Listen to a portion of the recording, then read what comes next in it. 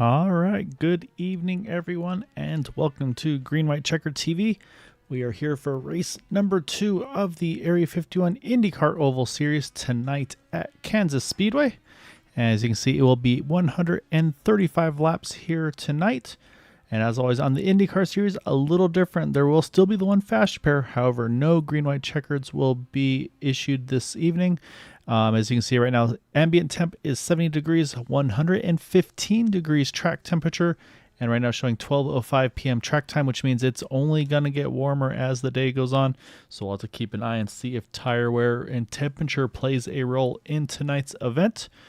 And right now, all drivers putting down their qualifying laps. Last week at Homestead, a great car count. Big thank you to all the drivers showing up. We have another 30 cars here tonight. Mark Murphy getting the win last week over Joe Branch and Matt Wagner. So right now, Mark with an 11-point lead, but again, still lots of racing to go. So excited to see how everything goes. And not a knock on my brother, but I've got one of the open wheel experts back in the booth with me because he's selfishly doing real life stuff last week and kind of this week, but was able to pull himself away from stuff. And Andrew, always a pleasure to have you back, sir. And it's going to be interesting to see how tonight goes. 1.5 mile oval. However, the backstretch, that slight curve to it might make it hard to get some passes done on that outside line. Yeah, Kansas is definitely one of those tracks that both sides of the track kind of act differently, and it changes throughout the race. So I think it's a short, fast oval. It's kind of one of those cookie cutters, as some of the IndyCar fans like to call it. But based on the temperature, the rubber being put down and everything like that, the track will probably change throughout the course of the race, and these drivers are going to have to stay on top of it in order to make sure that they get those spots up at the front. Yeah, and that's the other part too. Is there are going to be a limited set of tires here tonight. I want to say it's 4 in the pits with the one that you start off with. So tires shouldn't be an issue. It should be pretty much no dramas. A 2 pit stop race should we go start to finish on green flag conditions. I was hearing the fuel window somewhere in the 45 to 55 window, kind of 45 if you're map 1 full send all the way around. And of course, then you start getting into the saving approach if you're in dirty air, if you're changing your fuel maps. So I was hearing maybe in somewhere in that range, but I don't see anybody trying to pull a crazy fuel strategy. But of course, if and when cautions come out, it could definitely change the complexion. And also, I mean, even if we do get those green flag stops like we love to see, I think, again, that just the timing, in my mind, if you can go later, I think that's the preferred approach. I think I want to be one of the later pitters just because it's such a risk when you hit pit road and have to wait for the rest of the field to make their cycle around. I think that the yellow flag strategy is definitely something that is in the back of everyone's minds, especially with this car count here. Anything's possible, and keeping all 30 cars clean and green for the entire race, as spectacular as that would be, is probably not likely. So I bet some of these guys are already trying to think about how much they could do on one tank at the ultimate fuel save amount while still maintaining pace with the rest of the pack. So that'll be very interesting as well.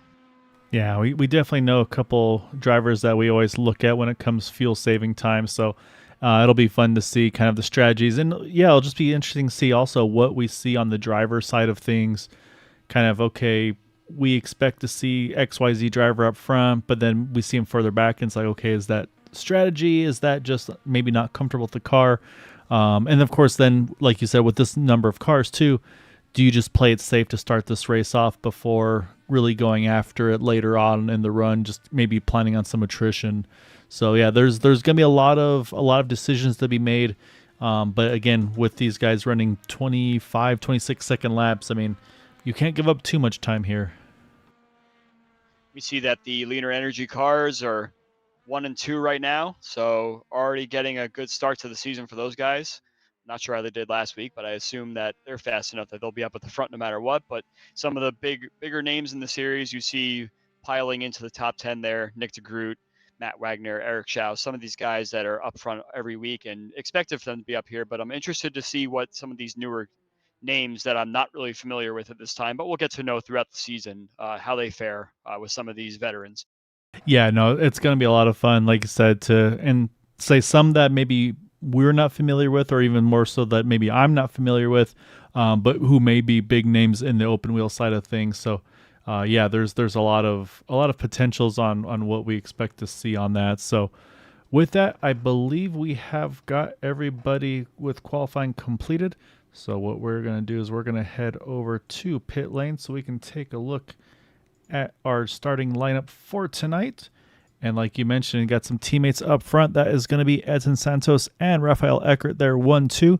Then you got Mark Murphy getting the win last week in that number 69 at Homestead. Next to him, the 96 of Jason Collins. So I've known Jason for a long time on outside of iRacing, so it's fun to see him over here. It sounds like you're also pretty familiar with him as well. So it'll be fun to see what he's got in store for everybody here tonight. Eric Schaus, love to see him back out on track. He's been a busy man the last few months with the, I wouldn't say newborn, I think 1-year-old now, but in a big move and everything. So he'll be fifth. Matt Wagner, AJ Hobson, Eric Peterson, Nick DeGroot, Craig Forsyth are top 10. Then you've got Chris Stouffer there with Joe Branch next to him, couple of 40 Racewear guys. And then Jeff Heisong, Nick Wheeler, Gary Laverne, Shane Coker, Sam Cosner, Jeremy Stanley, Hugo Galaz, Jim Herrick, Casey Pahutsky, Frank Irwin Jr., Baron Glover, and Dustin Logston. And Andrew, we're still scrolling. We still have more to go. That's going to be Mason Mitchum, Daniel Ferguson, Joseph Morales, Steve Rada, Elmer Joseph, and Bill Colley. 30 drivers here tonight. Again, it was right around that 30 number last week. Again, just big shout out to Craig and Matt and everybody. Just so much work on the back end to get everything up and running. And yeah, it's great to see this kind of a car count here tonight. I have to say this is the most amount of cars that I've ever called in my short commentating career. So I'll have fun kind of flicking through the field trying to find the battles. Of course, we're going to be watching up. As another, as I have hopefully everything clears up here. I had a little bit of a hiccup on my connection side of things. But yeah, Jeremy Stanley as well. You'll see some green and black cars matching there as well. No, it's going to be a lot of fun to see what we have in store for tonight. And yeah, I mean, 2 pit stops we know for sure on fuel. Tires will be a question mark, and it's going to be a lot of fun to see kind of what strategies are going to unfold here this evening.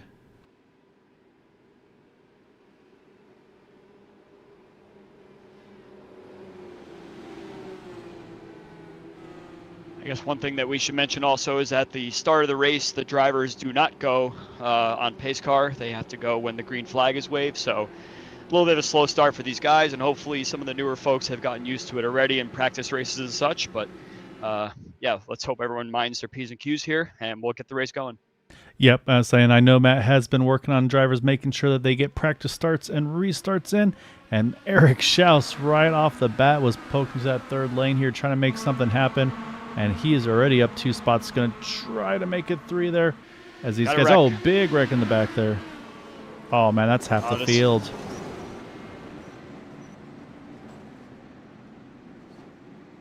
You see Jim Herrick. I don't know if that car is going to continue on.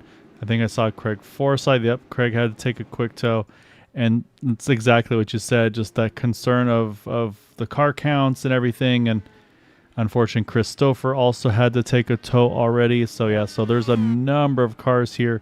Some still just trying to limp this thing back to the pits. So, Jeremy Stanley also significant damage there. So, that's of course, the opposite of what you want to see there. So let's go back and see. If we take a look at this, it looks like the initial contact was between Forsyth and Stouffer. I almost feel like Forsyth might have had some sort of mechanical problem there, because his car kind of swings down right into the path of Stouffer. Yeah, the car just abruptly goes left.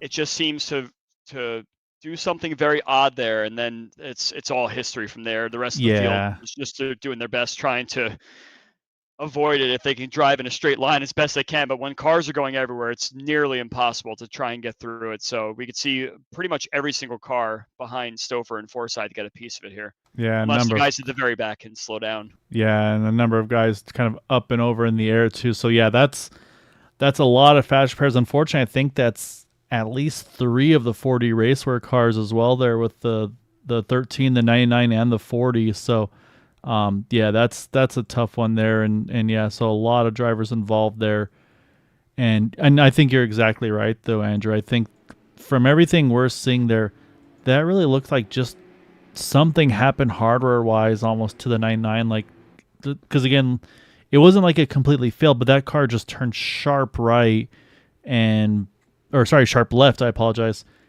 Into a And teammate on top of that, so it yeah, wasn't like a chop move or anything like that. So unfortunate for the 4D guys there that two of their drivers collected a couple other ones along with them, along with most of the field here. So yeah, and it's we know Craig so well, and I mean, even if he was fighting for position, that's just not his mo is to try to like make a big move like that. So yeah, just unfortunate. I would say we'll see. Maybe we get some insight at some point later on as to what happened, but.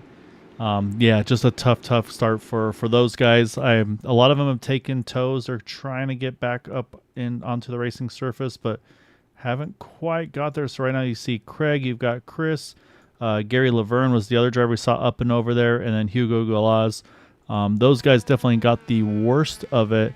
It looks like the rest of the field still still on the lead lap here, so we'll still have the top 26 drivers on the lead lap as we're already 1 to green here again. There were no lap cars at the time of the yellow, so it's going to make it a bit of a quick yellow. And the other thing you had mentioned there, Andrew, is double file in the initial start. Now we go single file restart. Leader has control once the pace car's off the racing surface, so we'll have teammates restarting here 1-2. yeah, I'm counting. I think 5 cars were in the pits here. That was on the initial. That was probably from the toe. So let me count one more time here and see who came in on the second time around. Doesn't look like anyone else. I think it was just a total of 5 cars down pit road, all taking the fast repair or exiting the race. Oh yeah, actually, I made I a see liar a of couple myself. rolling. Yeah, I got a couple at the it's just topped off in the back as well. So probably about 8 or 9 cars all together hit pit, and looks like we have just about everybody else re-entering the track again. Stouffer's re-entering, Gals is re-entering, Gary Lovern Yep. is re-entering.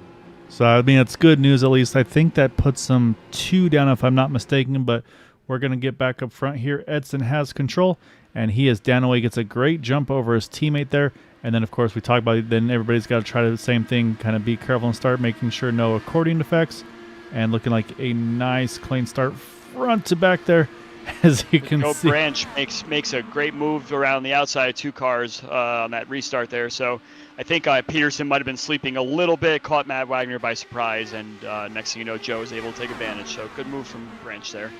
Yeah, you see right there now, a lot of these guys are kind of hanging on that outside. Oh, contact Peterson. Got left or right front to left rear there, loops it around, will stay green as he's off the racing surface. I think he'll be okay as well. That car doesn't look too damaged, and I think as long as It he's just looked like a tap, so I think you're right. I think we're all good there. so yeah, as long as the car stays pointed forward here, we should be okay. But problem is he's going to be right on edge of getting put a lap down because he's still trying to build speed back up, and Edson's going to be heading over there with a big head of steam. And while we watched all that, Rafael Eckert actually lost a couple spots to Mark Murphy and Eric Schaus, so put them second and third. And yeah, there goes Peterson there getting put a lap down. Again, just trying to build speed back up, and yeah, just trying to, I'm sure, kind of feel comfortable again. But unfortunate start for him as well now. I could definitely tell that some of the cars are pushing out of turn 4, so that probably contributed to that wreck as well with Peterson. He probably had just a little too much push in the car and unfortunately just touched Joe Branch's left rear there and sent him down into the infield. So it was unfortunate, but I think Eric's all right. You'll just kind of tag on to the the back of the front pack here and hope for a caution that comes way or a fortunate pit stop staying out or something to that matter. Yeah, that's a really good point too. Is right now he is in that lucky dog spot. They do the lucky dogs here in the IndyCar series, so right now he would be the first car 1 down, which great for him. The drivers that are a couple down, like Stouffer, Forsyth, Hugo and company, they're not so keen on it because they want to try to get their laps back. And so because it's exactly like you said, Andrew, they're going to have to try to think of some strategy potentials here. As you see, Nick DeGroot just gets around AJ Hobson there. Move Nick up into 4th. He's up 5 spots from his starting position. But we've got some big climbers here a little further back here. Mason Mitchum in the 3. He's up 12 positions already from 25th to 13th. And then also Elmer Joseph up 13 spots all the way up into the 16th spot. So those guys obviously staying out of trouble, but then also making some good moves to jump forward here early. Yeah, some of these guys, especially at the back, saw that wreck coming, probably said, nope, I'm just going to park myself right down here on the apron and wait for all the cars to stop flipping all over the track and I'll pick up about 7 or 8 spots just by driving by some wrecked Dallara chassis there. So good on those guys, and let's see if they can continue to hang in those spots, and not just fall right back down to their qualifying order again. Yeah, and for a moment there, Mark Murphy had the lead again. Last week's winner, he jumped to the front there. Now Edson Santos getting the swing back by there in the 20. Is this a big enough track where you can do the swap draft if you're cooperating with each other? Or is this one of those ones where it's just right now they're just kind of being nice and not protecting the inside, and also maybe trying to keep that wheel a little bit opened up to avoid too much tire wear? I would say that it's probably not a good swap drafting situation, mostly because when you're on these tracks where you're completely foot to the floor the whole way around, it's very hard to get any sort of advantage, especially if you have guys third, fourth, fifth fuel saving and everything. They could potentially go faster. So it's very hard to break away. But once the tire wear starts to come into effect, especially on a hotter track, then you possibly could have something going, but that's going to be very setup dependent. And I think on a fixed setup like this, where it's very neutral and everyone's kind of driving it in such a way that is very neutral, I don't think a swap draft is very effective at all. It's mostly just try and sit behind someone and save as much fuel as you can is your best strategy. Yeah, right now it seems like Mark and Edson have kind of been going back and forth. Again, maybe not a planned swap draft, but kind of just doing it on their own, if you will. And like you mentioned as well for Peterson here, he's just been kind of, like you said, tagged on into third, able to hold that comfortably. We mentioned Nick DeGroot already. He's working his way up, continuing. And then I got to go back to, we talked about that car flying through the air earlier. Jim Herrick, he was able to get back to Pirro, get the fast pair, and he's all the way back up to 14th as well. I'm saying that's just showing from where he started was +6, but obviously we know he restarted way further back, so pretty impressive for Jim here to be able to recover as well as he has here, again, only on lap 16 right now. Yeah, and I think that is some veteran advantage there, kind of what we were talking about before, that some of these guys that have done this for years now, like Jim Herrick, racing around some of these guys towards the back that are still just getting used to how everybody drives around them, everyone's styles and everything, and they see Jim kind of going, all right, he looks like he knows what he's doing. Maybe I'll just let him by and see if I can learn from him. And you could just easily pick up 5 or 6 spots just doing something that simple. Yeah, no, it definitely, they make it look easy for sure. Right now we're looking at Casey Behutsky right here along with Frank Irwin Jr., and then I was watching just behind them, Christopher. He's pretty much got the bit between his teeth right now. He's just trying to get all the track position he can. I don't think he's worrying about going off strategy. I think he's just going to try to get as far forward as he can over the course of this run. And again, like we mentioned there, right now Eric Peterson being the first car one down, that would put him in the wave round spot. So right now, unfortunately, Chris wouldn't be in that position, but right behind here, we got a really good battle here with third, fourth, and fifth there, Schaus, Hobson, and DeGroot. And they're going to go three wide out of 4, and they will make it work. There you saw a little bobble out of Hobson, but able to hang on to it nicely.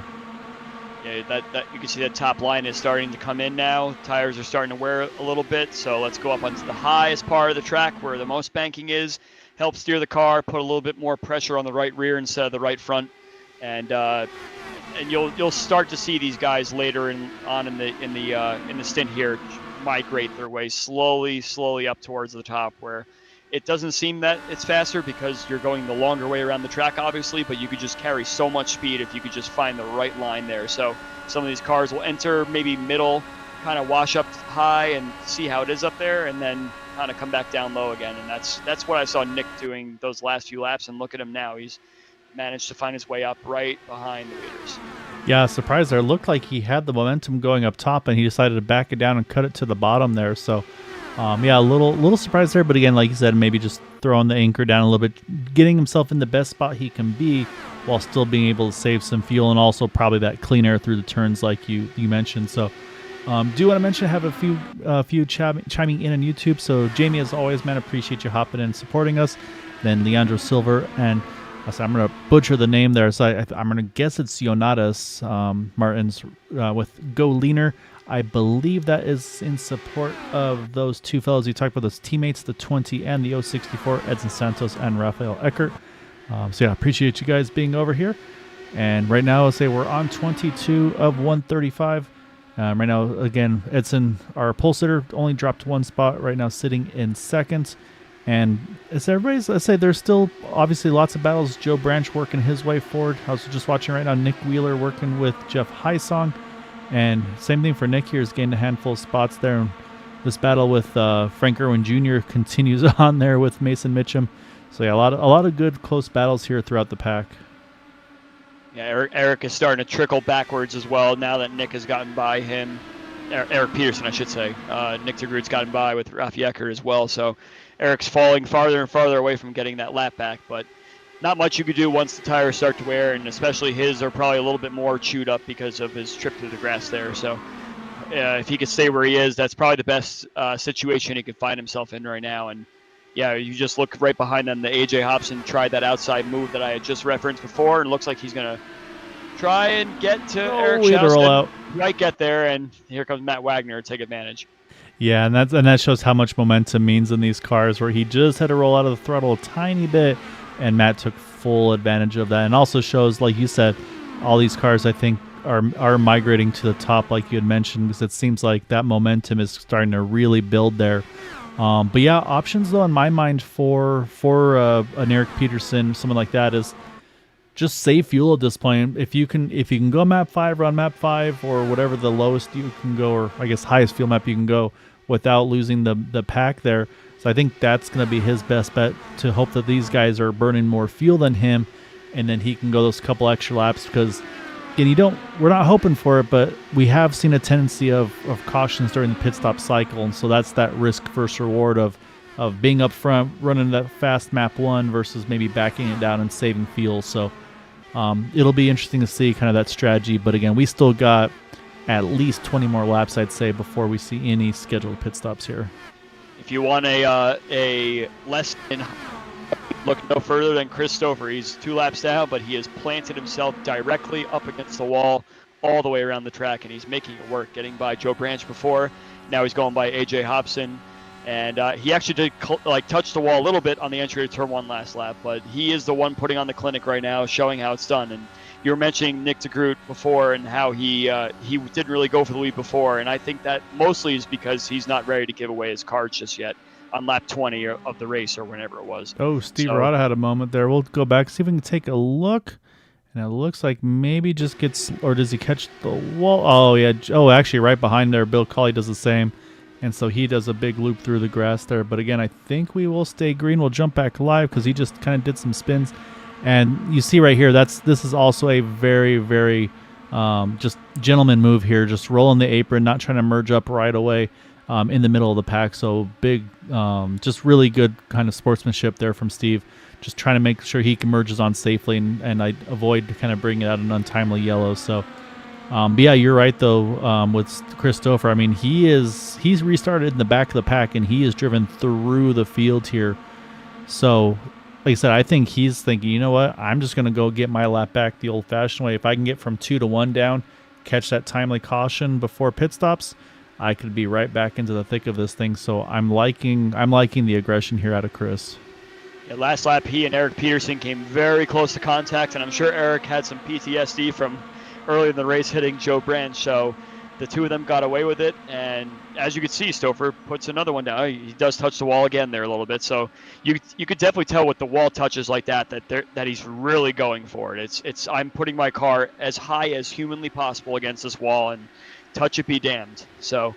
And he has to be careful, though, because if he bangs up the side pod a little bit too much, he's already used the fast repair after the incident. So that could come back to bite him a little bit if he takes a little bit too big of a bite out of the apple. Yeah, no, you're exactly right. And right now, Mark Murphy, he's been able to kind of settle in now to lead. It looks like things have backed it down a little bit. Again, that might be strategy with these guys. You know what? Let's not go full fuel. For an Edson, a Nick, and a Rafael, because right now they're all comfortably here together. Matt Wagner's about a second and a half behind them, but not risk of losing the draft or anything because he's got Chris Stover, we just mentioned, kind of has that ladder in between the two of them. So right now, but the field definitely starting to spread out, so I think that's showing that tires are really starting to play a role in how you've taken care of them and if you're able to move forward or if you're falling back at this point. Yeah, you could definitely tell. Oh. Excuse me. Oh, Peterson there, or sorry, got a little Schaus bit of and incident, Hobson yeah. both in the wall there out of 4. Yeah, unfortunately, Hobson just kind of dragged Schaus up there with him. You get stuck on the outside there, and there's no clean air whatsoever allowed. So that's unfortunate for them, but they got away with it, and now they're going to find themselves battling with some of the guys that were right behind them. But I was mentioning before that I find it kind of interesting that everybody is doing something different still. Like, I thought most of the drivers would be right up on against the wall around the whole track by now, but I don't know if it's a clean air thing that people are searching for in their groups of 3 or 4, but there are people that are still trying to take that low line and not really getting the move done, and may not be faster, but they're still trying to play around with it. So as much as they know that the high line is faster, it's always still good to go down low and see what's down there and how you can get a little bit of an advantage that your other competitors don't know about. Yeah, and also too, if it's like, well, hey, I gotta learn something. I just saw a little puff of smoke there once more from Chris. Like I said, he's not giving any margin for error. He's just giving it everything he's got. As well, actually, we'll jump over to Nick Wheeler, AJ Hobson here. Nick was rolling the top really well this time. AJ took the top, so Nick's gonna try the bottom. But it's exactly like you said here, that momentum up top is just very, very strong. And at this point, we've now safely got a 5-car breakaway. Matt's just hanging on to the edge of that group, but AJ Hobson now about 2.2 seconds back. So we're starting to see that separation like we talked about with kind of managing tires and how everybody's doing. So right now, these are definitely the 4 or 5 fastest cars at the moment on track. But like I said, I'm still going to be watching Chris because based on the pace, Stouffer's probably going to be one of the first ones to hit pit road, I would suspect. Yeah, you can see that the guys up ahead of him now are also trying to put their cars up high, kind of like I was mentioning before. These are the guys that are going to be the hardest to pass, and they know that the high line is the way to go. So Stouffer climbed all the way from middle back part of the pack, and he's up here with the leaders. So if anybody else he passed is not using the high line to try and close the gap a little bit, that's what they should be doing to get some time back. But at this point in the run, it's good to just kind of stay where you are, maintain your position, grab some fresh tires on pit road, and take it from there for the next stint. Yeah, and I think that's actually a really good point too, is he's worked so hard.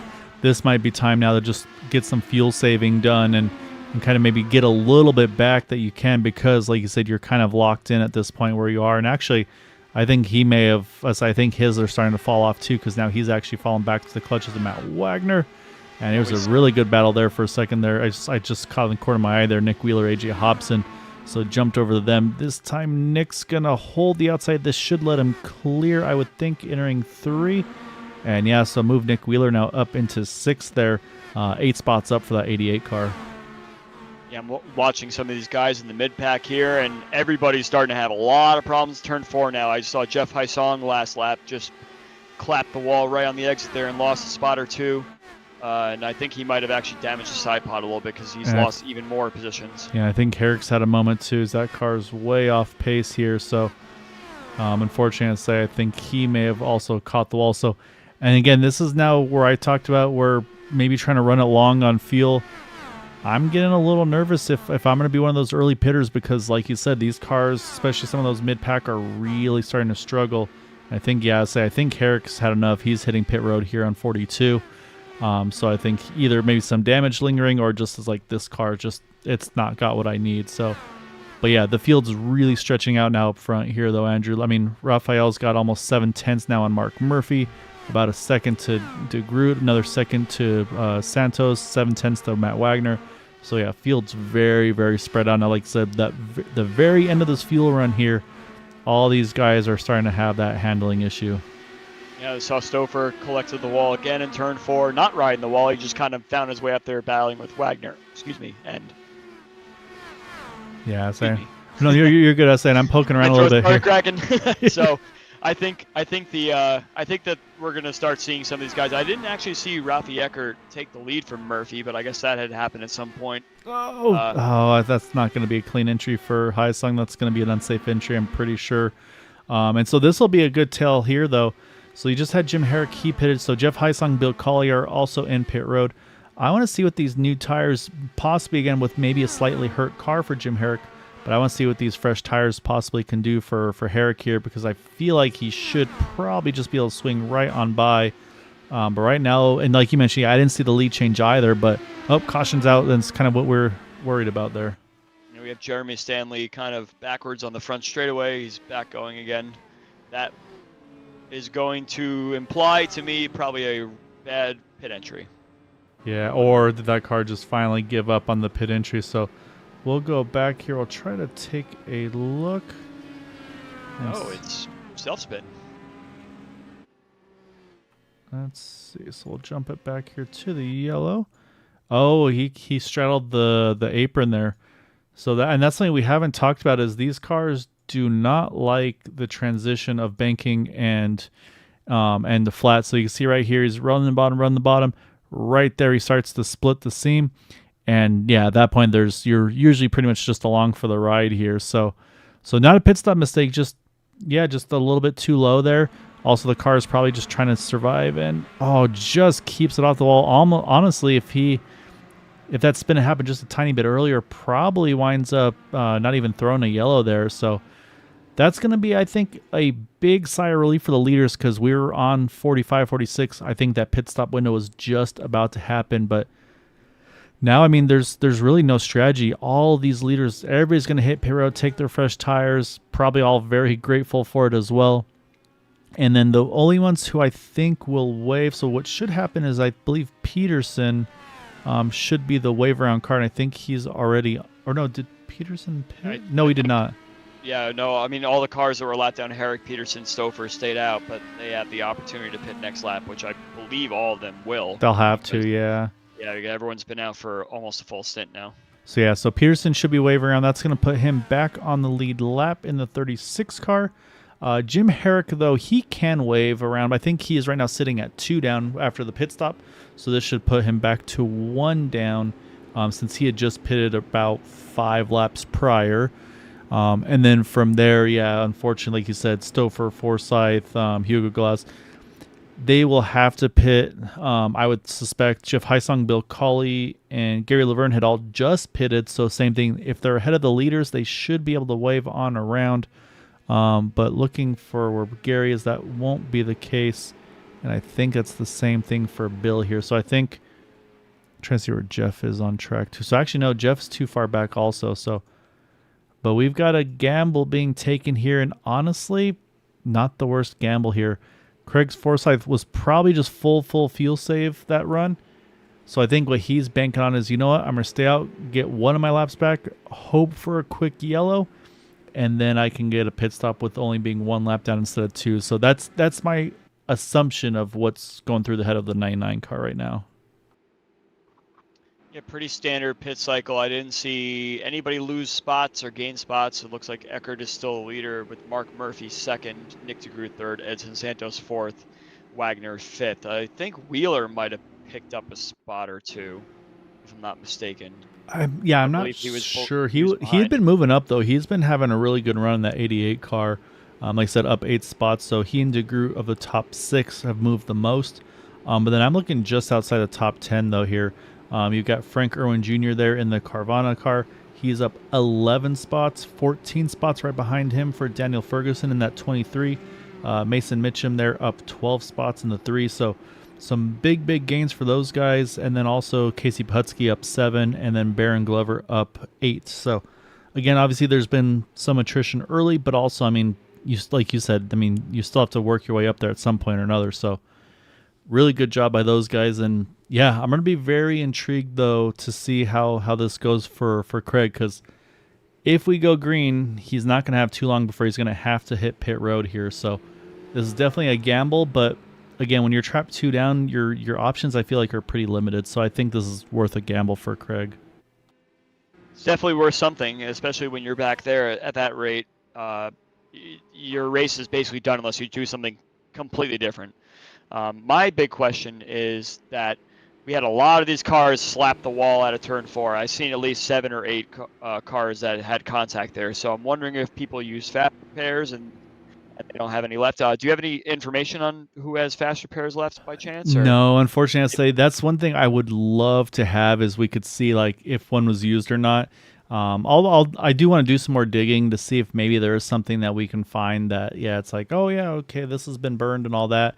Yeah, unfortunately, I think it's one of those things where they don't want to give too much info away for on the competition side of things. That way, drivers have some sort of like kind of something in their back pocket, if you will. It was like, oh, you don't know if I have it or not yet. So, yeah. So unfortunately, no idea on my side, but we're gonna get back to green here. Our front row, well, not front row. Row 2 is gonna be Rafael Eckert and Mark Murphy.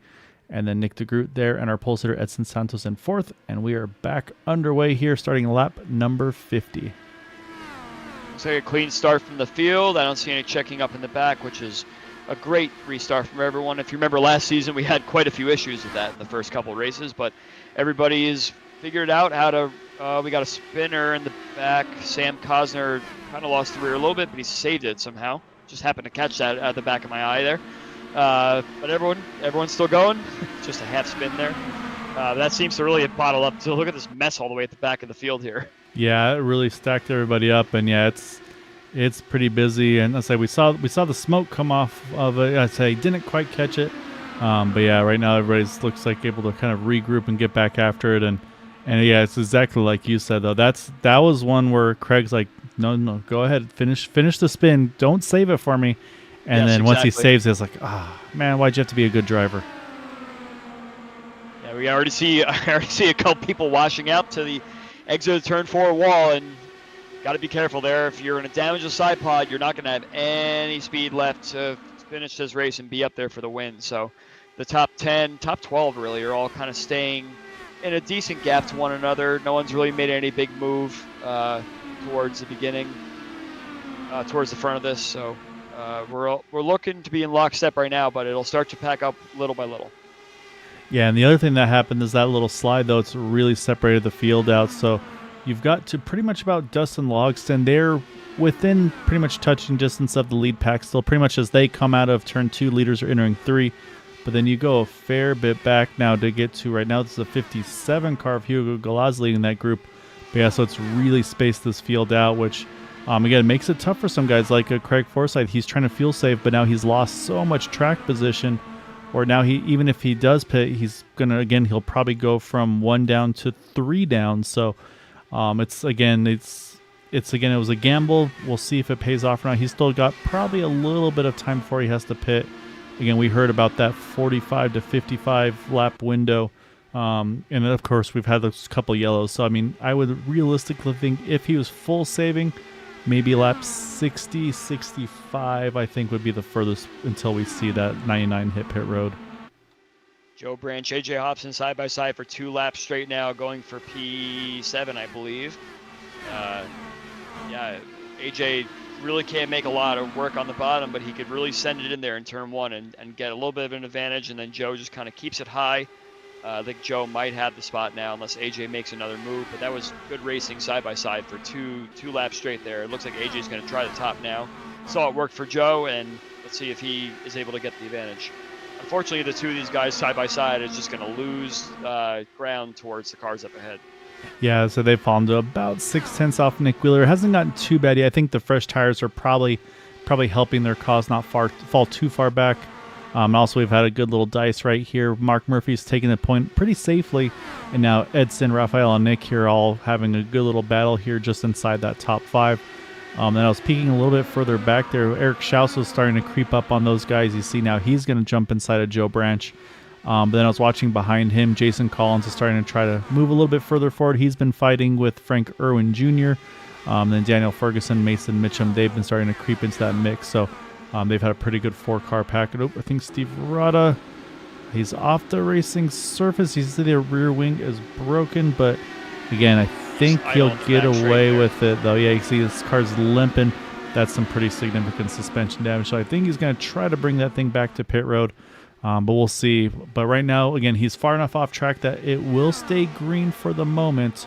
So we'll keep an eye and see if anything changes on our side. But it looks like I think he's going to looks like he's kind of slowing down to take a tow, I have a feeling. But that looked like that was probably a contact off of 4 having to correct it. And he's yeah, still there. lap, he's still trying. All right, well, Craig's on pit road. He could only go to 59, so he waited as long as he could. And so unfortunately, he's had to give in and take his pit stop. And I can tell you now that 8 has towed to pit road. So yeah, so we'll see how much Craig loses here. But like I said, I think it'll probably bump him down to 3 down. AJ Hobson picks up another spot, P6 from Nick Wheeler, doing that outside move. I think he was watching enough of the Christopher show that he wants to give it a try now. So he's up to P6 now, and I could see him going from... Yeah, so we'll keep an eye on him. And yeah, you mentioned right now, he was about 3/10 quicker than Matt Wagner the previous lap. And the only thing you'll always wonder too is like, is he maybe burning his stuff up too much using the top side? Is it kind of building heat worse or not? So that'll be one thing to keep an eye on. Is right there, oh man, super close there. And then that's actually a nice little exit, I think, where you kind of inner high and then cut it back down off the exit there. So we'll see if that helps out too. So again, it kind of pulls him out of that dirty air of Matt Wagner's seat. Now Matt's kind of drifted up a little bit too. So I think that's going to, he saw what AJ was doing and said, yeah, I'm going to go ahead and make this a little harder for you. I see that Edson Santos has now moved up to the top position ahead of Mark Murphy. So he's holding the P1 spot now, the pin. And yeah, it looks like the top 3 have sort of moved into a position here where they're sort of taking control of this race, and the rest of the guys are just trying to find out how they can get up there and take advantage of a higher spot. Yeah, right now I feel like these have been by far the 4 best cars. Have been Edson Santos, Mark Murphy, Raphael Eckert, Nick DeGroot. But here comes Craig Forsyth. I think right now I'm going to wait for my timing scoring to update, but I believe he sits, like I mentioned, I think he's at 3 down. But so this is where Craig's going to probably have to, again, be aggressive here. See if he can get around Mark Murphy, which will then let him get around Edson and then put himself to the point. So yeah, right now Craig is 3 down. And so it's actually worth the gamble. Should he be able to get around these two, he'll be right back where he was, just a little worse track position, of course. Shouts in the wall. That was a weird sort of tap in the wall he had out of turn 4 there. Yeah, you can see momentum's definitely gone on the car. Now he's probably just trying to feel out, does he have any suspension damage, or is it going to rotate okay? I think he put too much weight jacker in the car in a very weird spot. And the exit of turn 4, the car pitched to the left, and then he kind of was trying to collect it, and it brought him up to the wall. I think he's very good save. Still contact, but that could have been a much bigger incident. And good job, Jason Collins and Joe Branch, for seeing that there was some trouble up ahead and doing their best to avoid it. But Schaus did kind of plant himself on the wall, so I think everybody was able to really take good avoidance there. Yeah, and I was saying the same thing. We were just talking about, obviously, for Craig. That's why he's fighting tooth and nail here. He wants to get back to 2 down because, again, same thing. If that caution comes out and he's behind those guys, again, he'll have to take the wave around if they pit. But whereas if he can wait and get to basically a caution comes out when he's still just 2 down, it opens up a lot more opportunities for him. But right now, I say he's having a hard time finding a way to do anything with this duo in front of him, with Edson Santos, Mark Murphy. Raphael, he's fallen back again just a little bit now, back to Nick DeGroot there. Mac Wagner's creeped into the mix. And then also Brattle on, AJ Hobson, Nick Wheeler. So yeah, so these guys are starting to call themselves back up into this fight. Top 3 has now become the top 7 as these guys all continue to chase the leaders down. But I think the only way you're really going to get any sort of advantage is doing the Christopher Highline, which you saw in the last stint. Clawed him up from mid-pack all the way to the top 4 very easily. Oh, caution's out. I think I see the 20. Yeah, Casey Bahutsky around. And that's going to put us back under yellow. We'll take a look and see what exactly happened. But again, yeah, looks like I say car looks to be tracking okay. So it may have just one of those things where we've seen them before. They'll catch, kind of maybe just catch the wall out of 4 and that loops it around. And I think that's exactly what we're just about to see. So you see it at the time of contact. Let's back it up.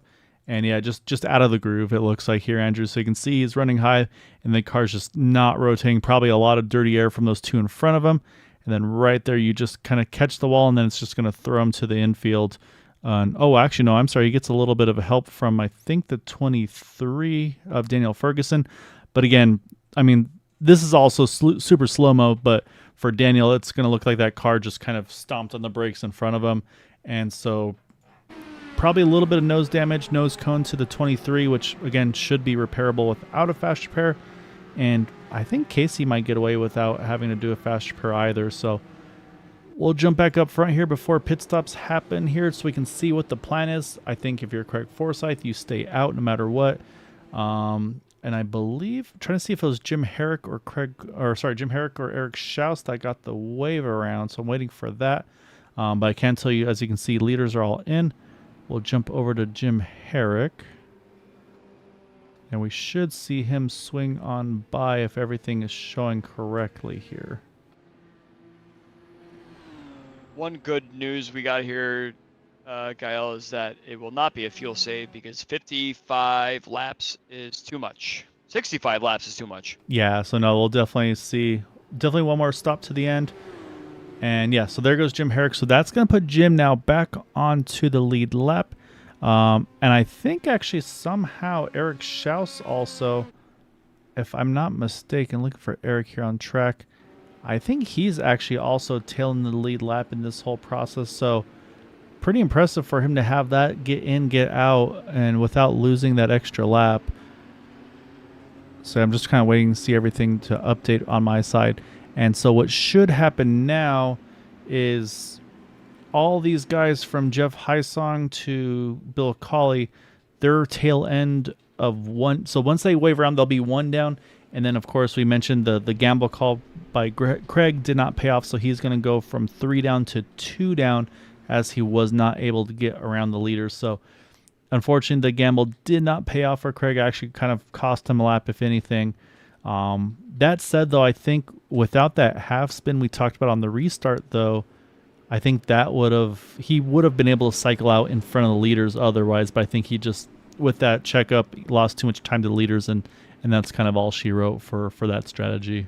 Well, I wonder, actually, because everyone's got to do one more stop, and I believe Craig might also have to do only one more stop. Yes. So if he is way off strategy and everyone does their pit, he actually may wind up benefiting another lap. I think he still needs one wave around to get on the lead lap, but because he's so far off strategy right now, I believe he can get a timely yellow, get another wave around, and get back on the lead lap before the end of the race. But I think a lot needs to fall into place there in order for that to happen. Yeah, there's going to be a lot of things to go his way. Like I said, his teammate and 4D racer owner Jim Herrick, he is back on the lead lap now. So say that wave around, obviously a great break for him.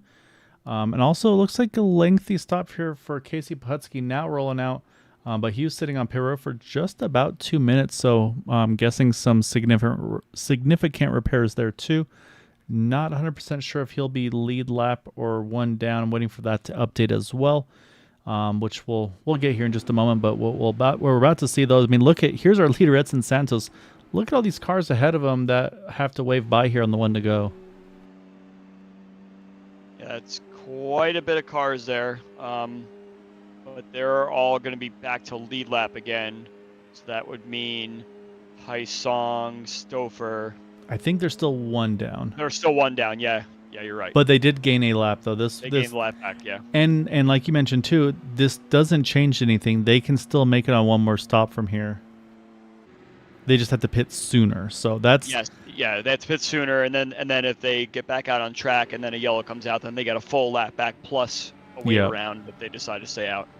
So yeah, and it's interesting strategy especially as if a late caution comes. We've seen this many times in this league before where cautions start to pile up on one another. So it may be worth the risk to just stay out on the next stop as well. If a caution comes out right before the leaders pit again, and then hope that a quick caution comes out, you could get your free pit stop and you could get a lap back that way. Yep.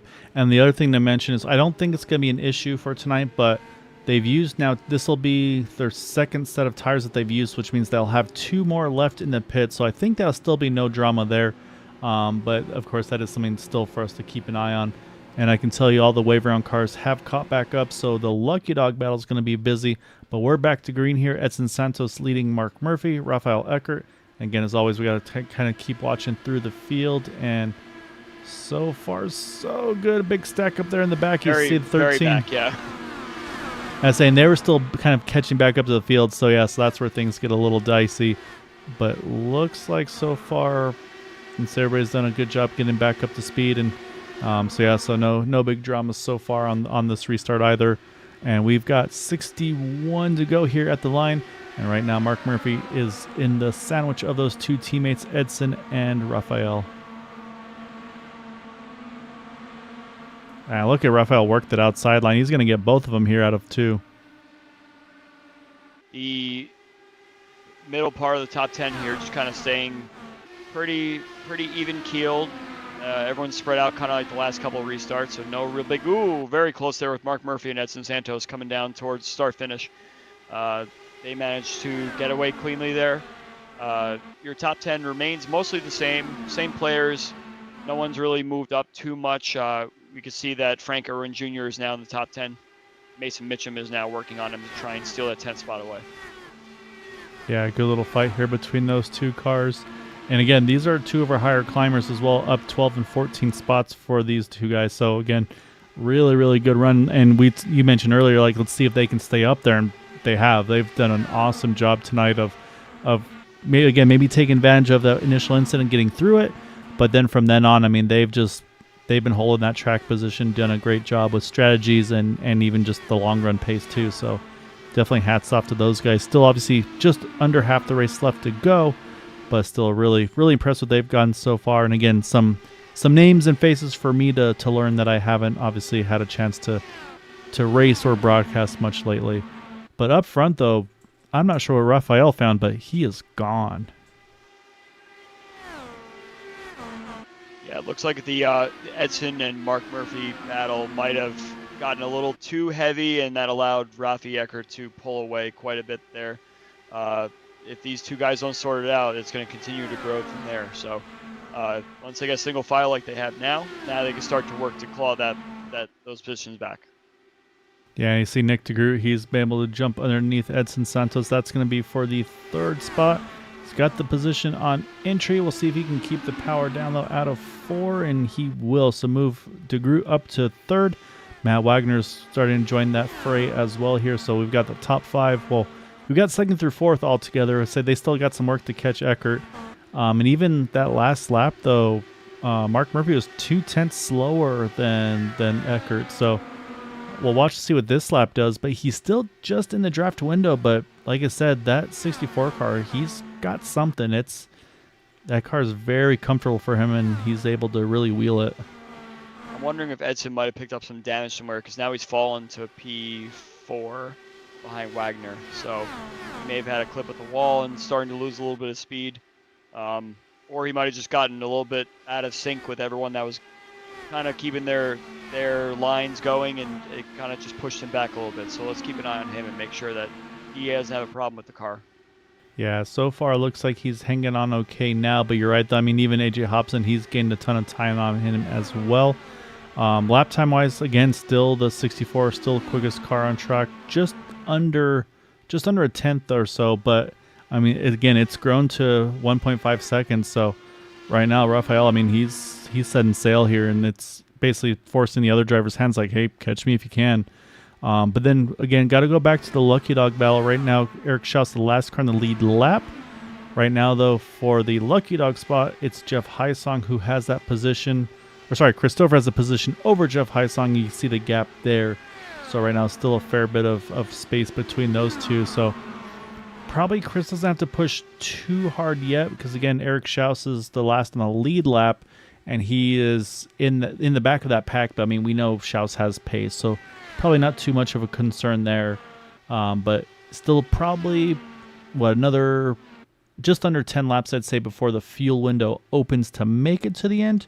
But again, with the way this race has gone, we know you're going to run this thing out as long as you can, bare minimum of fuel to make it to the end, and then kind of see how everything shakes out. Yeah, see Edson's kind of falling back even more. He's in 6th place and kind of losing ground to those leaders, so I'm wondering if he has some sort of problem with the car. Yeah, like you said, maybe cut the wall somewhere, maybe a little bit of damage somewhere that we just weren't able to quite catch. So we'll have to keep an eye, or maybe same thing, maybe just got those tires really angry. But the other thing I'm noticing is he's really running the bottom now, though. We've seen like a lot of these guys would kind of move top. He's pretty much just hugging that white line through the turns. As soon as I say that, nope, there he goes. He stays bottom. Exactly. I was going to say the same thing. But yeah, so right now they've held pretty well station. You can see though Joe Branch, he's catching up to Jason Collins. Jason's been catching Nick Wheeler. Like I said, they're all kind of coming right together here, just inside that top 10. You see Joe Branch all over the back of that number 96 car. And we'll see entering and saying there's that decision Joe has to make. Okay, what lane is Jason going to take? All right, he went top. I'm going to go low. And then I have to hope that I get some clean air. And so he's just got the rear wing there to the rear of the 96, and he'll be able to get low. But now it's all that momentum here out of 4. Looks like they're catching Edson as well. He lost another position to Nick Wheeler, so Collins and Branch will probably catch him before long. So yeah, something's wrong with Santos' car because he went from the lead all the way down to P7 and probably going to drop out of the top 10 before long. Yeah, well, to keep an eye, and that might be one of those things where it's like, okay, I'm not able to keep pace up. Maybe I do think about pitting, either maybe splitting it or do something where it's a little different to help your chances out, even if it's a gamble for a yellow. So we'll have to keep an eye there. Here's Nick DeGroot. Oh, man, I think if he didn't touch the outside wall there, he was as close as he could be. But so here's my question for you now, Andrew. You know that Eckert's gone. Do you try to say, hey, let's try the swap draft to see if we can catch him? Or is Nick thinking, you know what, I'm probably quicker than Mark right now. Let me see if I can just get by him and chase him down. I mean, what do you do here if you're these two in second and third?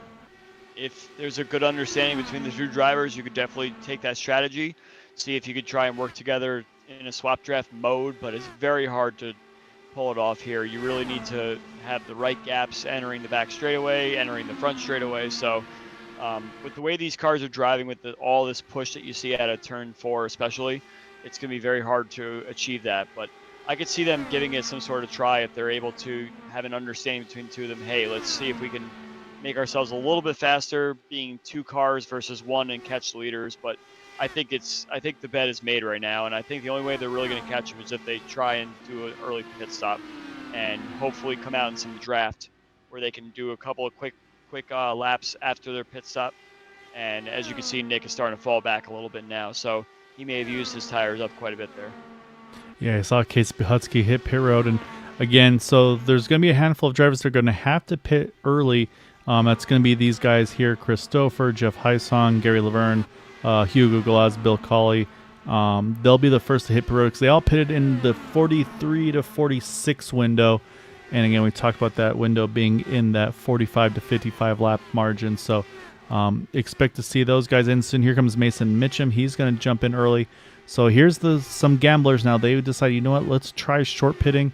And I'm going to say maybe a little too early in my mind because, I mean, this is only about 20-ish laps or so since they originally pitted. So I feel like if you're going to split it, you got to go to, honestly, probably about a lap 100, 105. I think I'd feel a little more comfortable doing. You can kind of split it either way. You can take the risk and do it early and split it like you had said, or you can just run the fuel out completely and see where that puts you. But you're going to have a lot worse tires at the end of the run than if you had tried it early. Yeah, I mean, again, these cars like to be light on fuel too, so that's where I would think even, and also just to avoid the gamble. Also, Bill Colley is in now as well, and like we mentioned, say he is one we expected just due to the when they all pitted. But you can see here's Joe Branch. He's just gotten around Edson, so like you mentioned, starting to fall just a little further back and back. But he's going to have a little bit of breathing room now to Jason Collins, who's about 1.2 seconds back. With a good battle here with Sam Cosner and Frank Irwin Jr. there for that top 10 spot. Now Sam getting it. I'm trying to see. I believe Eric Peterson is back on the lead lap again. I'm coming back to the field here. He made his way up to caution's 13.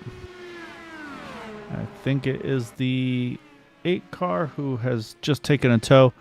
So caution is out. So unfortunately, the short pit strategy wasn't a lot of drivers. I think Mason Mitchum was one of the only of the lead lappers, I believe, that did it. So he's unfortunately going to get caught out on that one. So now, though, yeah, I mean, now you're in the window here. I think pretty much, I mean, like you mentioned too, this is a great break for, actually, I think it's going to be Chris Stouffer. I think this is going to put him back onto the lead lap because Ahead of him was Eric Schaus, who was still on the lead lap. So I think this will get Chris back to the front. And then I'm curious, what do you do again now if you're Craig Forsyth? You pitted at 57. The leaders pitted at 70. So you're, 13 lap deficit? Do you take the gamble again? Maybe stay out one more time? So we'll have to keep an eye on him, but leaders on pit road. You'd have to really hope for a quick yellow here, because if he pit on 57, then he's due for a pit stop in the next like 5 or 6 laps or so. Oh yeah. So actually, it was right on edge then for the leader, or for the guys that took the wave round. So that was almost too good to be true, if you will. I can tell you, I see the 13. He is going right around the lap cars there, or around the pace car, I'm sorry, to get his lap back. And you see right lockstep are the 64 and the 69 onto pit road. Here comes the 20. And it looks like these guys are going to hold serve here. So top 5 should not change. What we haven't had a chance to do here, though, Andrew, is we got to show off our wonderful sponsors, and that's going to be 4D Raceware. So we'll be right back. We'll bring it back with the one to go. Stay tuned.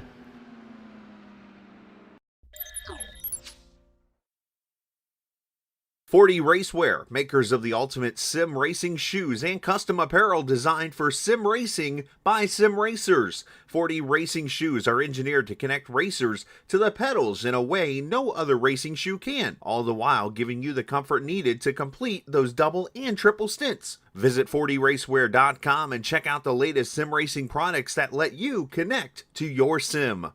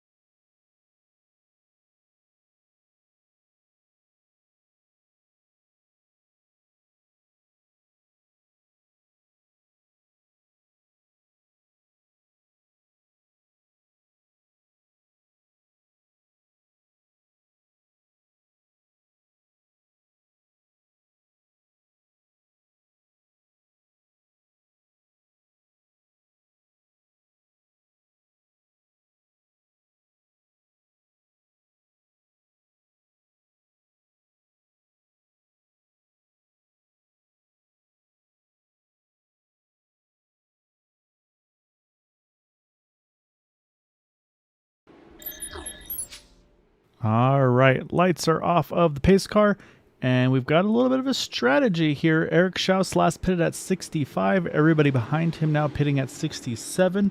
So he's still got a pit to the end. Say everybody else is good to go here to the end. So I'm not sure on the strategy on this one here. He can go again. He can probably go another 10, maybe 15 laps, I would guess here, Andrew. But what it also did, though, is it definitely trapped a few drivers from getting a wave around there. So don't know for sure if they would have pitted or not, but you see Mason Mitchum there. He's stuck behind Eric because Eric didn't pit. So basically, first place is Schaus. Second is the third car in line of Raphael Eckert. Then you got Mark Murphy, Nick DeGroot, and then Matt Wagner are top 5. So once again, 72 car, he is our control car. So once that pace car is off, he can drop as soon as he is ready. Then everybody else has to be ready to react behind him. So as they come out onto the front stretch, he is down and away. And we're back here going 35 to go at the line. Yeah, I spent some time trying to figure out what Schaus' strategy is here. I can't think of anything that would get him a win. If anything, you're right, he has to pit one more time. So let's say there's a caution, he'll fall to the back, but he will have the freshest tires. But if he has to pit under green, he's going to lose a lap. So not really sure what the strategy is there, but we'll see how he fares. Yeah, and it might be one of those like, hey, if the caution falls at just the right time, it's going to be perfect. But right now you see Eckert, though, he's going to take the point or try to, yeah, he'll take the point there. No dramas. And this is also a really good opportunity for Eckert. Oh, tight there out of 2, able to keep it pointed straight. But, I mean, look right now. Schaus has the older tires. He's got clean air now. He's got a lapper as well there with the 3 car. So Mark Murphy's got a lot of work to do because we just saw before Eckert, I mean, he pretty much set sail and ran away from the field. So this has definitely got a really good opportunity here for Rafael to kind of just ditch everybody here and run away with this thing. Should we stay green? Oh, 3 just cut the wall out of 2. Yep, just touched the wall there. I think that actually hurt the car quite a bit, if I'm not mistaken. He kind of dug the right front into the wall there. So fortunate for him, he was trying to get his lap back, but that's just a matter of getting the wrong dirty air at the wrong time, and that just pushed the car right up there. So unfortunate for him, but I mean, he had to go for it anyway, right? Because he was a lap down. He had to be the front car in case the caution came out in order to get his race back in order. So fortunately for Mason, it looks like his top 10 run that he had is pretty much done now. Yeah, I mean, again, right now he is still in the lucky dog position by about 4 seconds over Hugo Glass, because here's Hugo. He did pit, and saying again, Mason, he pitted. Actually, it was only 5-lap difference, so right now Mason's actually still in a really good spot to have a chance to get that lucky dog back should a caution come out, which right now there's a lot of action going on throughout the field here. You see Jim Herrick there.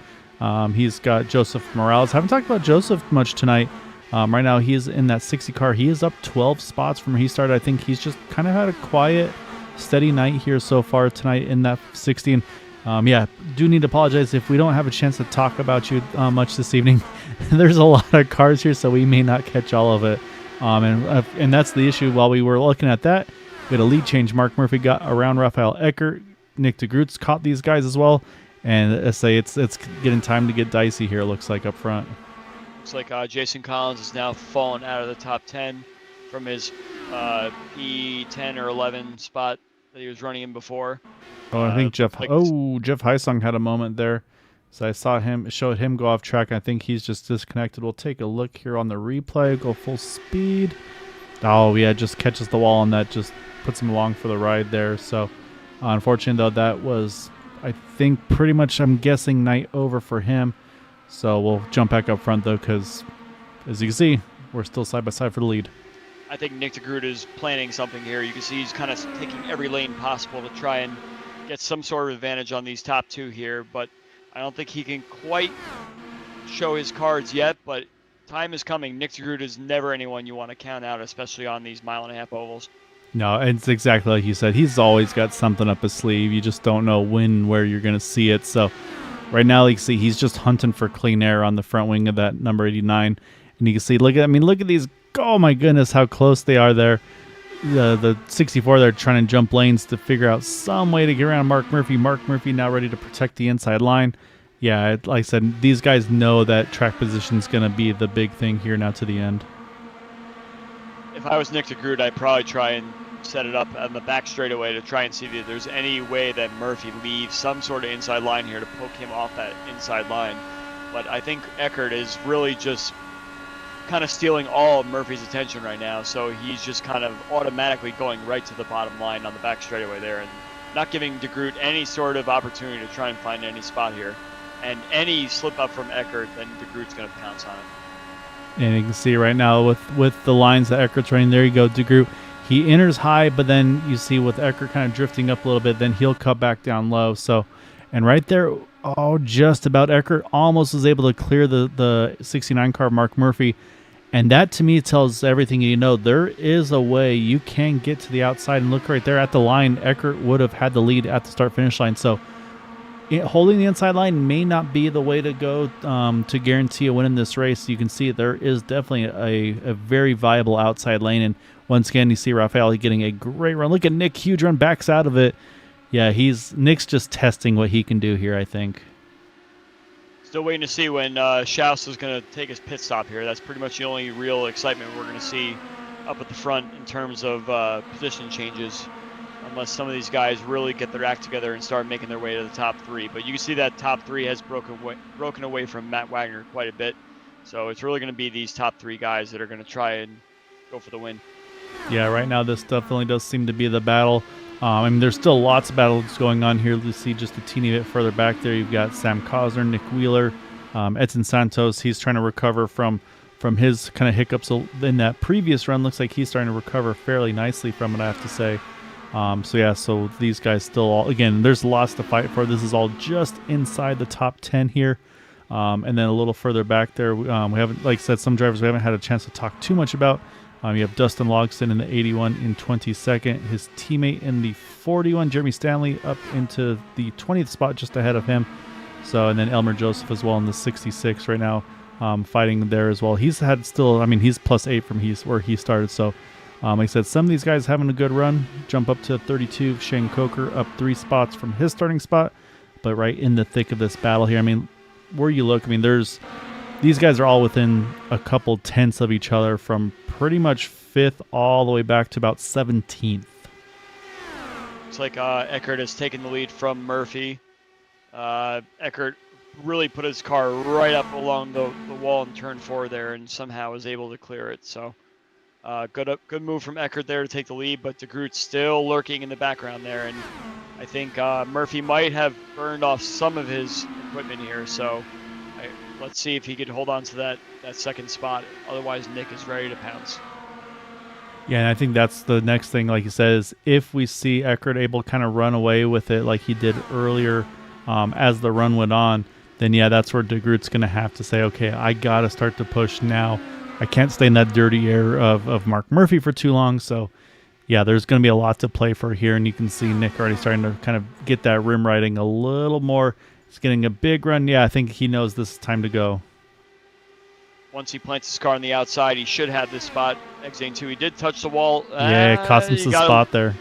He had a little wiggle in the middle 1 and 2 as well. That's going to hurt his exit speed. But look, he's got quite a bit of entry speed into 3, but doesn't really go for it there.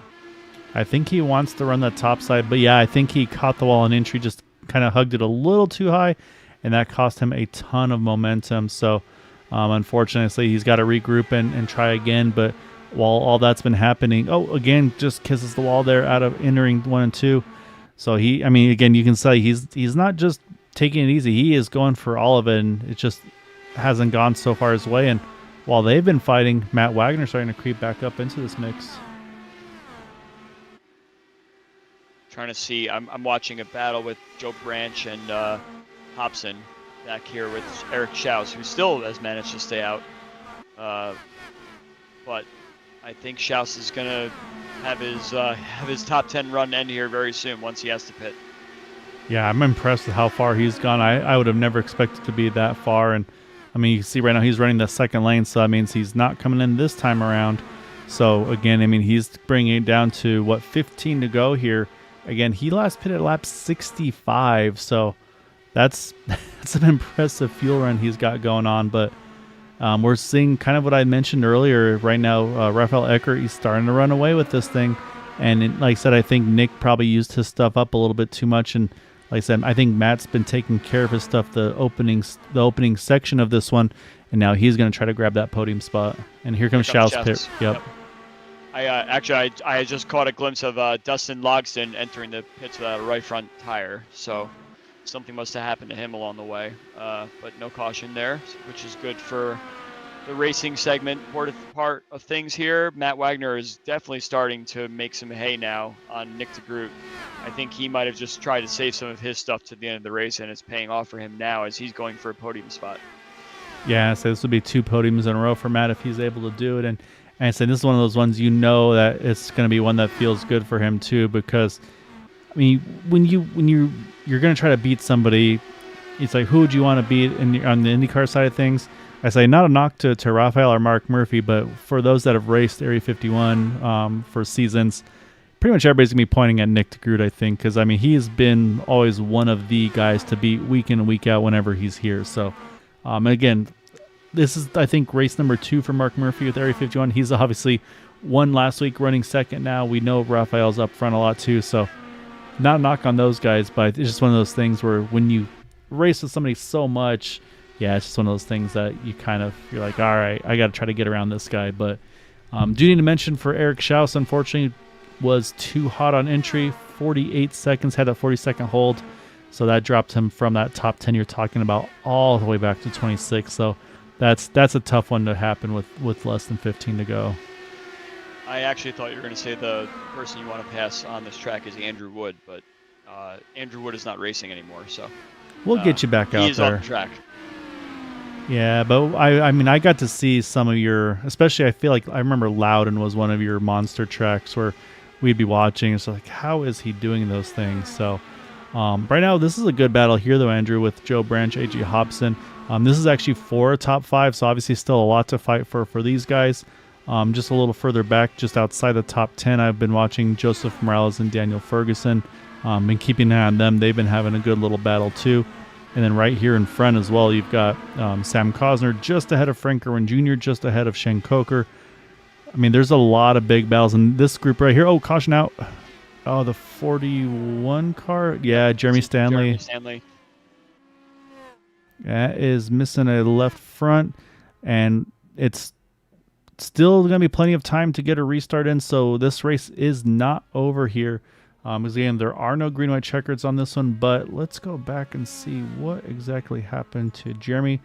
I'm not sure if it's a pit entry gone wrong, or he may have had a visit with Gary Laverne here, as they're both running up as high as they can. Yeah, they're fighting for the same real estate there. You see Gary. Does Gary save this car? Looks like Gary saved it. Wow. I don't know how you can hang on to something like that, especially with these cars. Like stock cars, I see it from time to time, but yeah, that was an impressive save. And yeah, right there's the apron or the banking transition. That shows you what it can do. So that's going to put us back under yellow.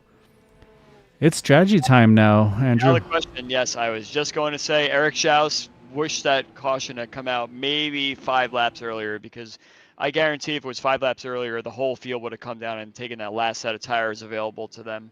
But yeah, we have some takers, but most people are staying out right now. Yeah, a lot of drivers staying out. So Joe Branch is going to be the first of those to pit. He gave up just inside the top 10, so we'll see how far back he falls.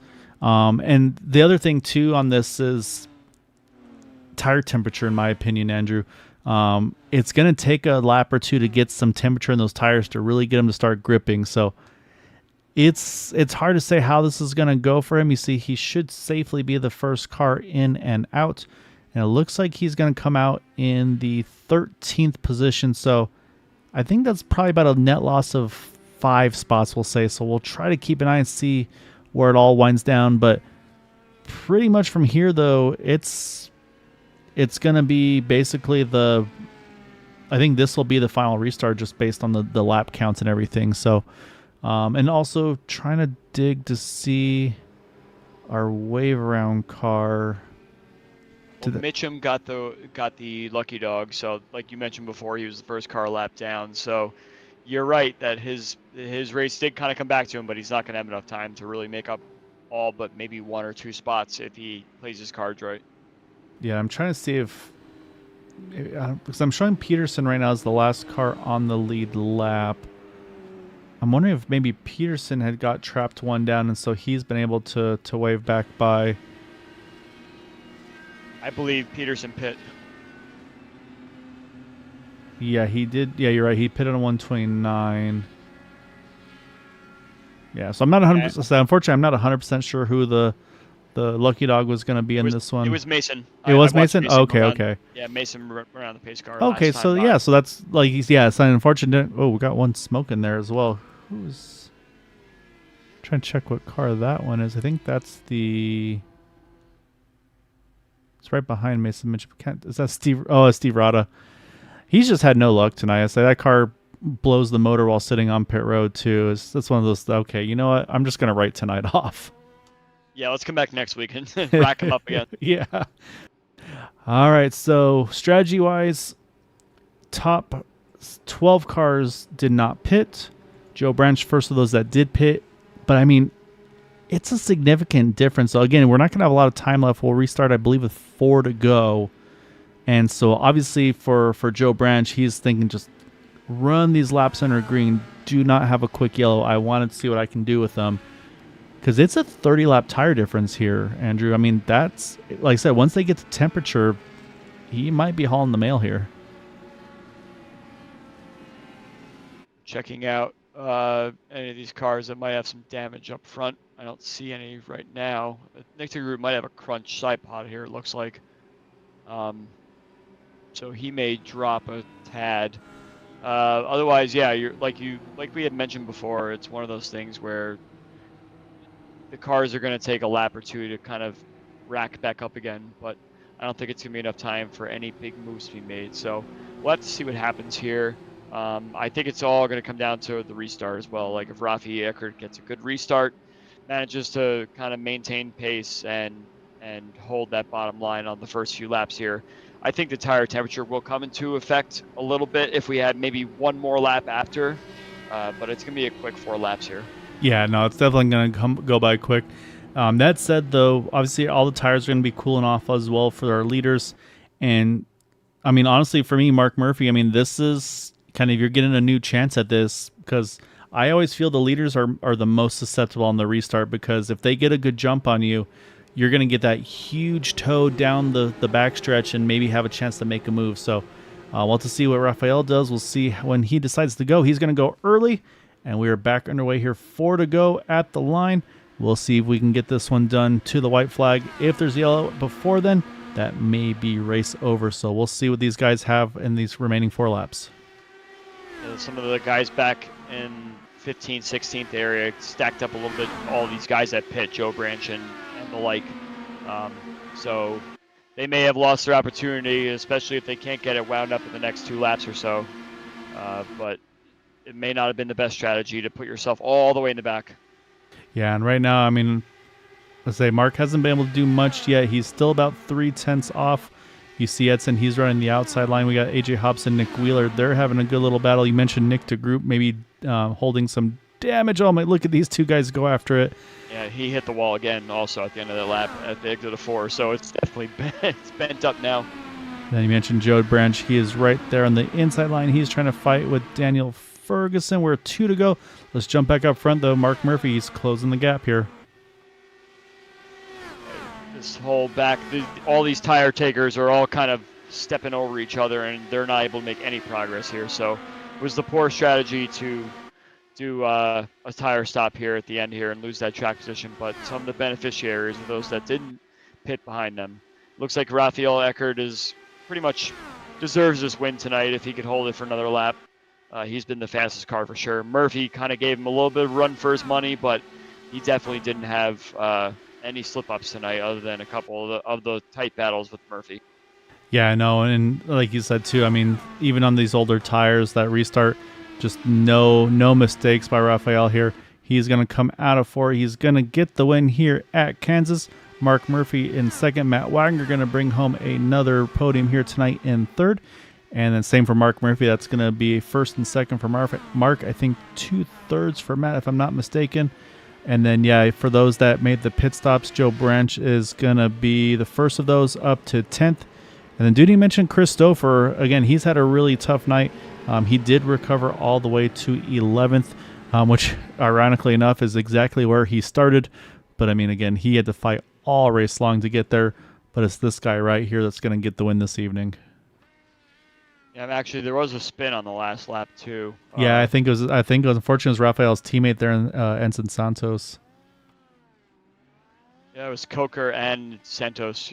Sorry, it was actually Coker and Ferguson had contact there exiting turn 2. It looks like Coker washed up and Ferguson kind of got boxed into the wall, and that caused complete mayhem down the back straightaway for all the guys that were battling from P9 all the way backwards. So, oh man, yeah, we'll go back. We'll take a look. Of course, yeah, got to show the celebrations first for our race winner. I think it looks like he's done this a time or two because that's looking pretty controlled. Yeah, he knows how to put on a show, absolutely, for sure there. So good on him for the race that he ran tonight, and can't wait to talk to him.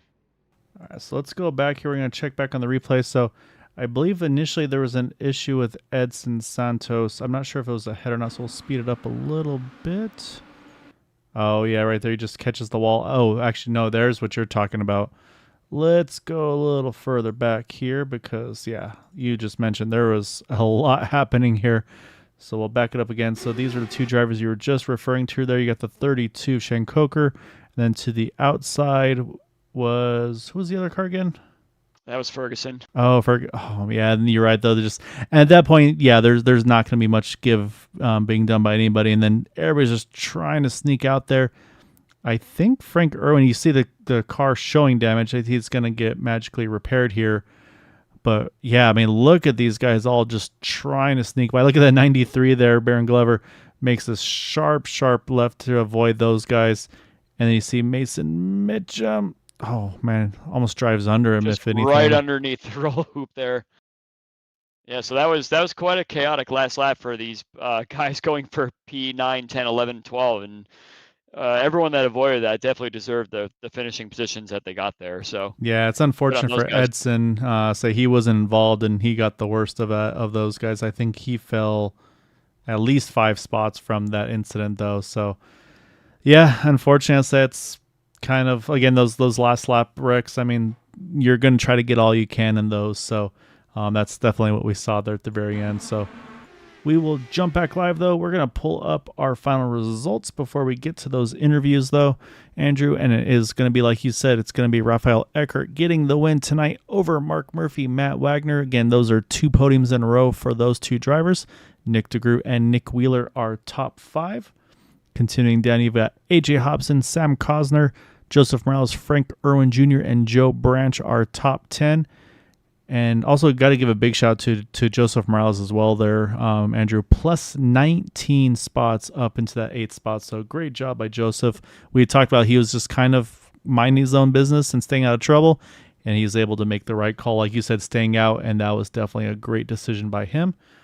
Continuing down, then you got Chris Stouffer. Again, a tough night, but fought all night long for an 11th. Same for Jim Herrick, Jason Collins, Eric Peterson, Elmer Joseph there in the top 15. Mason Mitchum got back in lead lap, able to grab a few more spots there at the very end. Then Baron Glover and Daniel Ferguson in 17th, 18th. And then those are the last cars on the lead lap. And then unfortunately, those trapped a lap or more down, including that last lap incident. Shane Coker, Edson Santos, Hugo Galaz, Gary Laverne, and then Bill Colley, Craig Forsyth, just not their nights. And then early retirements for Casey Pahutsky, Jeremy Stanley, Eric Schaus, and Dustin Logston. And then our last couple spots as well, tough nights as well for Jeff Heisong.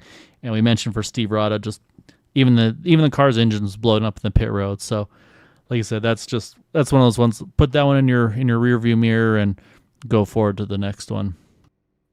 I think I'm most impressed by Joseph Morales there. Like you said, mind your own business, and I would say probably 60 to 70% of the time that still just nets you a 20th place position. But on a chaotic race like this, especially when it comes down to a strategy call at the end, sometimes that staying quiet and doing whatever you can to just keep doing what you know how to do, and that's drive. And next thing you know, you find yourself in a top 10. So good job for him. Yeah, no, he did a really good job. But you mentioned drivers that stay quiet. That's not this guy here. That's going to be another podium for this Matt Wagner fella. Does the admin work on the back end, did all the recruiting, and still gets to drive, and still shows that he does know how to turn left a little bit in these oval tracks. But Matt, it was a tough one tonight. I mean, the track temp, I didn't even think about it during the race, but I mean, it got up to 127, it looks like, at the moment. Mm-hmm. It was toasty tonight. Obviously, the strategy came into play. No tires at the end. It seemed like you were probably about I'll say not a knock on you, but kind of the best of the rest with the Rafael, Mark Murphy, and I think at times I would say Edson Santos, Nick DeGroot. I mean, it looked like you're right around that 4th, 5th place pretty much most of the night. I mean, was there more of the car you just didn't get to use, or did they have some little magical settings that you wish you had? Probably some magical settings I wish I had, but me and Mark is a genius when it comes to settings like that, and I try them out, and they seem fairly decent and really good actually. So I went with that. I can't tell you on stream. That's kind of like so it was quite interesting. I've the dirty air played a really role. I didn't expect the track temp to come up that high, and when I've done it testing the setup, it only got up to about 120 even, but it's still a little staggering hot. But it kind of made you drive a little bit differently. Uh, Probably not full song all the way, just trying to avoid the dirty air, lifting in the corners. And we were about four, like you said, we're about fourth, fifth place, and turn up the wick a little bit toward the end. I felt like I had a little bit more speed than Mark at the time when I was catching him a little bit until that caution came out. I wanted to see if I can get to him if we had stayed green the whole way. Uh, Too bad that last caution just kind of uh, happened there, and I was kind of really disappointed with 5 to go. I wanted to see if I can get second there, but I know Mark is going to pick up a pretty good fight. He's a very good, talented racer. I'm not going to hold him back on him. So you have 2 podiums on the season now, Matt, which is probably something that you've wished you had in the past, especially when it comes to the close of the season and you're trying to close up on the points battle. So is there anything different? And you've mentioned Mark as maybe some sort of uh, kick in the rear for you. Is there anything that you can attribute to what's brought you up into the podium now for 2 races, especially now with a car count that's incredibly higher than we're used to? How do you do it? I, I learn off him. That's just point in day. There's some stuff that he's very talented in, and then I really I take in and I soak in all the information. I just try to put it to the track here, and the results are showing, and it really is. Um, Usually in the past, you know how I get a little bit too greedy, go with the adjustments, just trying to burn my stuff up, just quicker than everybody else, and then start falling way to the back, um, and just get frustrated at that point. And I kind of learned from him just to be more patient. Uh, as Mark would say, make yourself known at the end. I was sitting there riding, what, fourth, fifth, pretty much the whole race. And here I am on the podium in third. Almost got second till that caution came out. So it's fun. It's really, I'm having a blast. Well, I was saying, you mentioned, let's say, kind of making yourself not known. Let's say I'm looking at the incident reports too, and right now you and Joseph Morales are the only drivers that I see in the top 10 in points that have run both races that have had an incident point free season in the first 2 races. So I mean, obviously that's always one of those things. I'd love to see that. Those couple extra bonus points go a long way for you and for Joseph as well. So I mean, again, one of those little things that maybe kind of that stick in your cap, if you will. So yeah, I mean, I'd say it's been a great start to the season. And I'm gonna say too, I see the I wouldn't say attitude change, but I feel like usually a second, third place finish for you, I feel the frustration. Andrew, you might be the same, but now it's and maybe it's the car count, I'm not sure, but now it's really, you're way more upbeat about these podium finishes. So is it just, again, maybe just a change in kind of how you're taking things, or is it just like you said, maybe you're getting more than where you were in the race itself? Oh, so there's been a couple of races in the past that I've learned as what Mark runs, and Mark runs the VOR series. I ran in there before.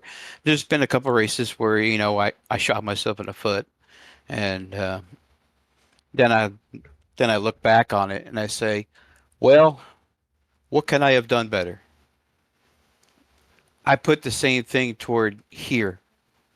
Maybe that attitude that I'm trying to take now is trying to just trying to finish good places, man. When no matter where you're at, you just got to finish the race. You can't finish with a DNF. You have to put yourself in position toward the end of the race. It's that mentality. You have to have that. The first thing is the fuel save. Actually, I learned that from Craig. Mr. Fuel Save, and I try and take into account for that. See what he's doing. I try to replicate that, and Mark has been trying to do the same. So it's like I said, I'm having the time of my life. I feel a lot better. I'm not disappointed with third. I'm ecstatic with third. It was fun out there. I had a blast with racing Nick. It's good to see Nick up there toward the front. Too bad he caught the wall. I would have taken a fourth anyway, but overall, it's the performances have been shown. The results are showing. So we'll see as the schedule goes deeper as we get into April. We'll see if I'm up there. All right. Well, before we let you go, Matt, again, definitely want to give you the floor for any thanks and shouts for that podium here this evening. Alrighty. Andrew, it's good to see you back in the broadcast booth. Your knowledge is very good, and probably helping Guile up there in the booth is good to see you, buddy. I need all help I can get, and it's also it's homeowner Andrew to you, sir. Oh, did you buy a new home, sir? Is he there? He didn't want me to tell you. He may have stepped away. I'll pick on him later. That's okay. Go he give can him a do hard his time thing. after. Yeah, he can do his thing. I'd like to thank the folks at TWRS, Votive Racing League, and Area 51, and all the admins. Thanks, shout out to all the drivers out there once again for the great car count, and I really appreciate y'all. Thank you so much. All right, good job, Matt. Thank you. All right, we're going to jump one spot further forward, and that is going to be the number 69 of Mark Murphy.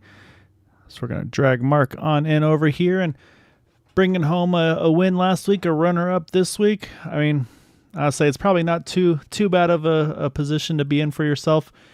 And, I mean, was it just a case of maybe not having the long run pace tonight, or I mean, what did it feel like to you was the difference tonight? Because I mean, it seemed like short run you were dicing it up with anybody and everybody, but then towards the second half of the fuel runs, to me at least, it seemed like the 64 just had another gear almost. I mean, what was it from your point of view on that? Yeah, I mean, it's first of all, shout out to Matty Wags, cool dude. Always so much fun racing with him. No, I mean, I think it was just on that last run there, Rafi and I got fighting pretty hard for the lead, and when he made some pretty aggressive moves to get clear, and we caught a face full of dirty air and really hurt the right front pretty bad, and once you cook one of the tires on these things, especially at a banked mile and a half, it's very difficult to get them cooled back off again. And full credit to him. I mean, he picked. He knew that I would lift, and I did. And from there, just cooked the tires bad, and I couldn't get back to him. And even we toyed with the idea of pitting under that last yellow. And I think if Matt and I would have dove down pit road, the entire field would have come. But then, you're always at risk of, if I pit here and nobody else does, I'm going to finish 15th. And, Matt and I are trying to run for a championship. And so, at that point it's, well, they're going to cool off enough. Maybe I can make a run at it in the last, couple of laps. And I went down a turn into turn one and just had no right front left. So, full kudos to Rafi. He won it with style, and, fun being second and having the points lead and running up front and going fast, man. That's what it's all about. Yeah, I was saying that was definitely something you did, and I would say I'm not going to step over you, Andrew, so I'll let you get to it here. Yeah, Mark, how prepared were you for some green flag pit stops tonight? I know we didn't get any, so I know pitting on these 1.5 milers especially is pretty difficult in order to, get in safely. And we saw a couple of drivers that had to, that went off strategy and did their green flag pit stops and a couple speeding penalties. So were you prepared for that? Were you expecting that it would be a caution pit stop sort of race, or how difficult are these pit entries for how you guys are driving on the setup? I mean, they're very difficult, just because you almost, no matter what you do, you're going to lock one of the fronts up pretty much no matter what, no matter where you put the bias. I was prepared to do a green flag stop. I ran the officials are here this week too. And so I got a chance to run the top split race earlier. Cost myself the race because I had to make a green flag pit stop, but I'd run 70 laps here just in the officials, and this setup was pretty close to that. Track temp was pretty similar, but I was fully prepared to make it. I'm probably one of the people that is a little bit more conservative on the pit road, so not I'm not worried about speeding or anything. Learned my lesson at Indianapolis a few years ago. Wound up losing a race to Rob because I sped on pit road. So you just I mean, I was prepared for it, but thankfully it's always nice to pit under caution for sure. You don't have to worry about it. But no, I was ready for it. No worries. No, I mean, it was like I said, it was a great run for you, and dirty air definitely is not a fun thing in these cars, but like I said, I'm going for the overall title. Start the season with a first and a second. Obviously, a great way to kick it off, man. So, looking forward to see what you got for these guys the rest of the season. Obviously, you got plenty of time to go. But before we let you go, of course, definitely want to give you the floor. Any thanks and shout outs for that runner up tonight. Yeah, shout out to everybody at Area 51, man. This thing's a blast. My social media, I call it Twin Bill Tuesdays because we run the top split stuff over on P1 and then come here and do this. So first of all, shout out to my wife who doesn't get to see me from about 6:30 until midnight or later every Tuesday night. She's a saint, so thanks Natalie for letting me do this. All kudos to Matty Wags too, man. That dude's so much fun to race with, and I get a giant bang out of him. Mark Cohn too. I know the Watchman's not been here, but he's still got some computer issues. But I know Mark's watching at home, and as soon as we get that PC of his fixed, if I gotta go out to California with a hammer, I'll get it fixed for him. We'll get him back in the car. Everybody at Indy Alliance Racing, so the whole crew over there from Jesper and Seb and Sam and Kevin, Chris, Matt, Oliver, Rashad, Tom, Will. It's an absolute blast racing with you guys. I've learned so much that I mean, I don't know if I'll ever be able to repay those guys. I mean, they're just a blast to be around, a blast to race with. Thanks to P1 Broadcasting, Garrett Godso, Andy Dunwoody over at Black Magic Studios, Donald Fisher at Admin Box. Those people are all awesome, and I appreciate their support more than they'll ever know. And I know my dad has watched 2 Pixel Car races tonight, so happy Tuesday, Pops. We did a little bit better in this one spot short, and we'll see if we can come back and do better next week in Michigan, man. I love Michigan so much, so we'll see if we can't do a little bit better there. Yeah, it's going to be a really fun one, man. So, but yeah, great job tonight. Looking forward to see what you got for these guys the rest of the season, and I'll let you go enjoy this one. Yeah, man. Keep going fast and having fun, boys.